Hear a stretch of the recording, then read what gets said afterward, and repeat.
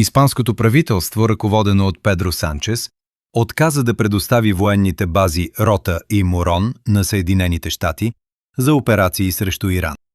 Мадрид аргументира решението си с липсата на международен мандат за операцията.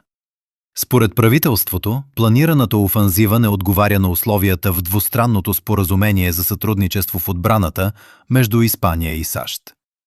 Испанските власти подчертаха, че използването на базите е допустимо само в съответствие с международното право и Хартата на Обединените нации. Според Мадрид, настоящата операция срещу Иран не притежава подобна легитимност.